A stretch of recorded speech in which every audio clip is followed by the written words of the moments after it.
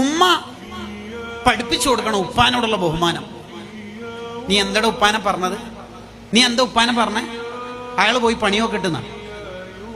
നിന്റെ ആ +2 കാലത്തായി ഈ കൊറോണ അതിന്റെ മൂർധന്യത്തിലെത്തുന്നത്.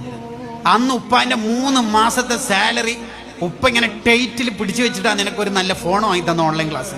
ഇപ്പൊ ഡിഗ്രി ഒക്കെ കഴിയുമ്പോഴേക്ക് 2 ഇംഗ്ലീഷ് വർത്താനൊക്കെ പറയുമ്പോഴേക്ക് ഉപ്പാനൊക്കെ പറ്റാതെ ഇല്ലേ അല്ലേ?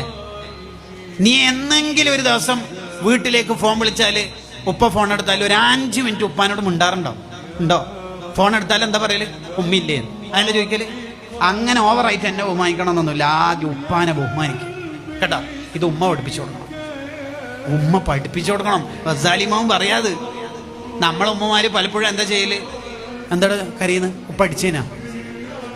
സഹിക്കും മോനെ, ഉമ്മ 25 കൊല്ലമായി നിന്റെ ഉപ്പാനെ സഹിക്കുന്നു.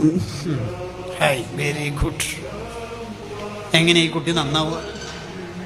ഉമ്മ പഠിപ്പിച്ചു കൊടുക്കണം ഉപ്പാനോടുള്ള ബഹുമാനം. ഇനി തിരിച്ചു വന്നാൽ തന്നെ ഉമ്മാനോടുള്ള ബഹുമാനം ഉപ്പയും പഠിപ്പിച്ചു കൊടുക്കണം. നീ ഉപ്പാനെ കാണുമ്പോൾ ഭയങ്കര പേടി. ഉപ്പ നാട്ടിൽ വരുമ്പോൾ ഭയങ്കരമായിട്ട് ജമാഅത്തിന് പങ്കെടുക്കൽ. ഉമ്മാന് തീരെ വിലയില്ല അല്ലേ? ഒരു ടൂറിനൊന്നും വേണ്ട, ഉമ്മാരെ പൊരുത്തം വാങ്ങിയിട്ട് മതി ബാക്കി. നീ ആദ്യം ടോയ്ലറ്റിലേക്ക് പോയിട്ടല്ലടോ ഈ കാഷ്ടിക്കാനും മൂത്രയിക്കാനും പഠിച്ചത്. അന്ന് ഈ പമ്പേഴ്സ് ഒന്നും ഇല്ലാന്ന്. ആ മടിത്തട്ടിലവിടെ മൂത്രയിക്കാനും കാഷ്ടിക്കാനും പഠിച്ചേനെ നീ.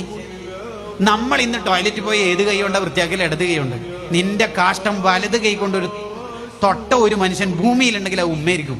ആ ഉമ്മാക്ക് ഒരു മുസാഫാത്തില്ല, ആ ഉമ്മാനിക്ക് മെയിൻ്റില്ല അല്ലേ? നീ ലോകം മൊത്തം ചുറ്റി സഞ്ചരിച്ചിട്ട് ഹൈ ലെവൽ 2 പേപ്പർ പ്രസന്റേഷൻ ഉണ്ട്, മറ്റന്നാൾ ഒരു PhD വാക്കുണ്ട്. നീ എവിടെ എത്താനാടാ നീ പോണത്? ആദ്യം ഉമ്മാരെ പൊരുത്തം വാങ്ങണം. ഇതാരെ പഠിപ്പിച്ചിട്ടുണ്ട്? ഉപ്പ.